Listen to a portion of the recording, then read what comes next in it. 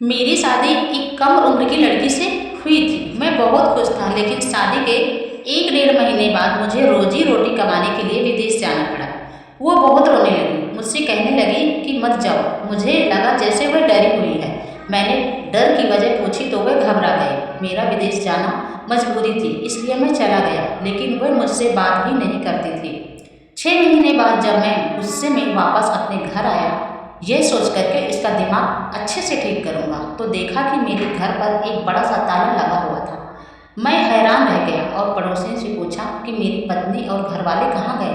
अभी मैं पूछ ही रहा था कि घर के अंदर से हल्की सी चीख सुनाई दी। मैं तुरंत ताला तोड़कर अंदर गया तो दृश्य देखा, उसे देखकर मेरी आंखें फटी की फटी रह गई। मैं जैसे ही वापस जाने के लिए मुड़ा, मेरे दिल को अजीब सी बेचैनी महसूस हुई। ऐसा लगा जैसे मैं यहाँ कुछ छोड़कर जा रहा हूँ, मुझे यहाँ से नहीं जाना चाहिए। मैंने घबराकर चारों ओर देखा, मोहल्ले वाले अपने अपने घरों में वापस जा चुके थे। जब उन्हें पता चला कि मैं विदेश से वापस आ गया हूँ, तो सभी मुझसे मिलने आए थे, लेकिन दरवाजे की ओर इशारा करते हुए बोले कि तुम्हारे जाने के कुछ महीने बाद यहाँ ताला लग गया था। इसके बाद हमने कभी किसी को भी इस घर पर आते जाते नहीं देखा। पता नहीं तुम्हारी पत्नी कहाँ चली गई। यह बातें सुनकर मेरे रोंगटे खड़े हो गए, लेकिन मैं संयम से खड़ा रहा। मेरे दिमाग में भी यही चल रहा था कि पता नहीं मेरी पत्नी के साथ क्या हुआ होगा। जब मैं अपने घर गया तो मेरी माँ ने दुख जताया और कहा, तुम्हारे जाने के बाद मैंने जानवी से कहा था कि मेरे पास आकर रह लो, लेकिन उसने मना कर दिया। पहले पहले तो मैं बहुत हैरान हुई, जोर भी दिया कि कैसे अकेली रहेगी, मगर वह अपनी बात पर अड़ी रही, कहती रही नहीं मैं यहीं पर ही रहूंगी। तो मैंने कोई जोर जबरदस्ती नहीं की। कुछ दिन बाद, हफ्ते बाद जाकर देखा तो तुम्हारा घर बंद था। दरवाजा पर एक बड़ा सा ताला लगा हुआ था। जब लोगों से पूछा तो उन्हें भी कुछ नहीं पता चला। यह बातें जैसे जैसे मैं सुनता जा रहा था, उतना ही परेशान होता जा रहा था। मेरी माँ मुझे समझा रही थी कि चलो कोई बात नहीं, मिल जाएगी, और अगर ना मिली तो भी वह खुद छोड़कर गई होगी। इसके पीछे खुद को परेशान मत करो, अपने आप को मत थकाओ और चैन से रहो। मैं नींद की गोली खाकर सोने लगा। कुछ देर ही कोशिश के बाद नींद भी आ गई। पता नहीं मैं इतनी देर तक क्यों ही सोता रहा। अचानक मुझे एक अजीब सा सपना आया। जानवी मेरे सपने में आई थी और बहुत जोर जोर से रोने लगी। वह कह रही थी कि सुभाष, तुमने अच्छा नहीं किया, मुझे इन दरिंदों के हवाले करके चले गए। ये मुझे जानवरों की तरह रखते हैं। सुभाष, तुम कहाँ हो? भगवान का वास्ता है, मुझे बचा लो। ये कहते ही वह फूट फूट कर रोने लगी। मैं उसे दिलासा देने के लिए जैसे ही आगे बढ़ा, मेरी आंखें खुल गई और मेरा सपना टूट गया।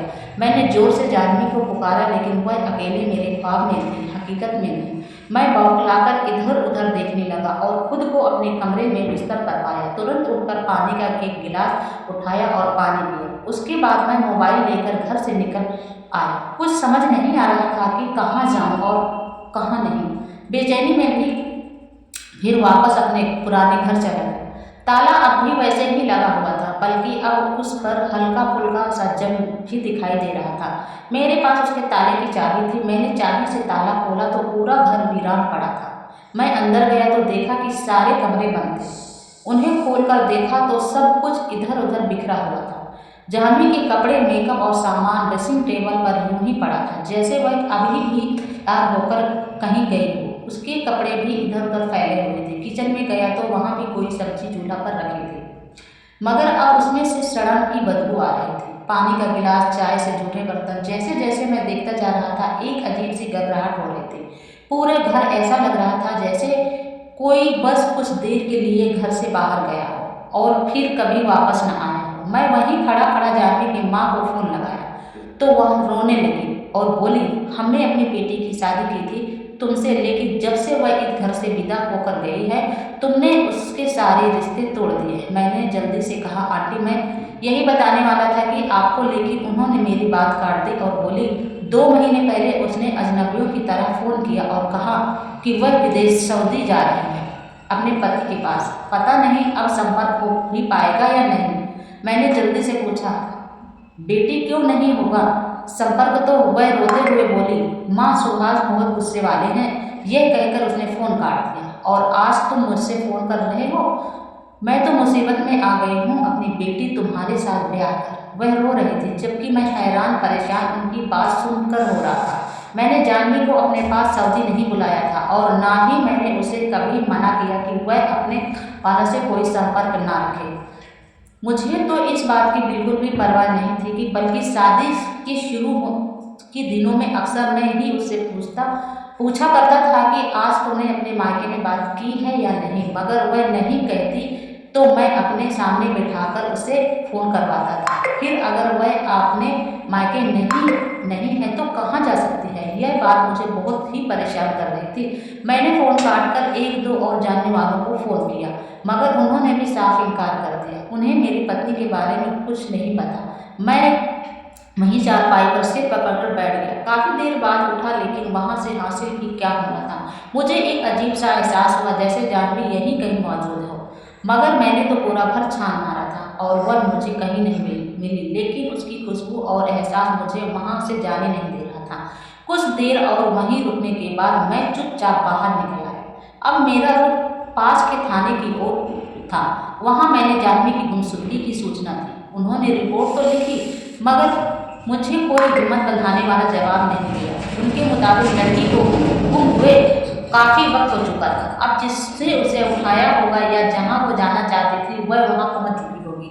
आपको यह रिपोर्ट गुमशुदगी के तुरंत बाद ही लिखवानी चाहिए थी, लेकिन आपने लापरवाही की। अब हम कोई गारंटी नहीं दे सकते हैं। हाँ, कोशिश जरूर करेंगे कि आपकी पत्नी को ढूंढ सके। मैं वहां से भी मायूस होकर बाहर निकल आया। बाहर देखा तो एक जगह भारी भीड़ लगी थी। लोग वहां खड़े होकर बातें कर रहे थे। शायद कोई तांत्रिक बाबा शहर में नया आया था और अपनी बातों की वजह से मशहूर हो चुका था। मैंने सिर झटक कर वहां से निकलने का इरादा किया, तभी एक आदमी की बात मेरे कानों में पड़ी। अरे, जब से मैंने इस बाबा के चरणों को छूकर आशीर्वाद लिया है, मेरी तो सारी परेशानियां तुरंत ही हल हो गई। अब तो बस यही दुआ है कि वह मेरे लिए भी कुछ बोल दे। मुझे यकीन है मेरी बड़ी से बड़ी समस्या भी हल हो जाएगी। मैंने अचंभे से उन दोनों महिलाओं को देखा जो न जाने किस सोच की दुनिया में थी। यही दुआ अगर वे अब घर बैठकर करती तो शायद उन्हें बिना वजह डंकर और चढ़ावे देने की नौबत ही न आती। जाहिर था कि लोग अंधविश्वास के जाल में फंसे थे। मैं सिर झटककर वहां से चला आया। हर ओर से मायूस हो चुका था। भगवान से भी रो रो कर अपनी पत्नी के मिलने की प्रार्थना करता रहा। मुझे यकीन था कि उसके साथ जरूर कोई हादसा हुआ होगा। मुझे इस तरह धोखा नहीं दे सकती थी। मेरी शादी माँ ने अपनी पसंद से की थी, मुझे उस पर कोई एतराज नहीं था। शादी के तुरंत बाद ही मेरी सऊदी में नौकरी लग गई। जब मेरी माँ को यह बात पता चलेगी तो वह बहुत खुश हुई, लेकिन जानवी रोने लगी। मैंने उसे चुप कराया तो वह नरमी से बोली, मैं नहीं चाहती कि आप मुझे छोड़कर विदेश जाए। आपके बिना मैं अकेली रह जाऊंगी, क्या करूंगी मैंने उसे बहुत दिलासा दिया। फिर मेरे जाने के दिन नज़दीक आ गए तो मैं पैकिंग से पूरी तरह उलझ गया। उन दिनों मैंने ध्यान नहीं दिया कि जानवी बहुत खोई खोई सी लग रही थी। एक दिन वह सोचते हुए बोली, सुभाष, क्या आप मेरा हालचाल लेते रहेंगे? पीछे से मैंने हैरानी से पूछा, क्यों, क्या हुआ? तो इससे अपने दिल पर हाथ रखकर कहा, सुभाष, मुझे कुछ अच्छा नहीं लग रहा है। ऐसा लग रहा है कि जब आप चले जाएंगे तो कुछ बहुत बुरा हो जाएगा। उसकी बात का मतलब मैं उस वक्त नहीं समझ पाया था। वह बहुत डरी हुई लग रही थी। कहने लगी, मुझे बचपन से ही सच्चे सपने आते हैं। यह बात उसने एक दो बार पहले भी बताई थी, मगर मैंने ज़्यादा ध्यान नहीं दिया था। अब जब उसने दोबारा वही बात कही तो मैंने हैरत से पूछा, कुछ देखा है तुमने ख्वाब में? वो उलझ कर बोली, यही तो समस्या है।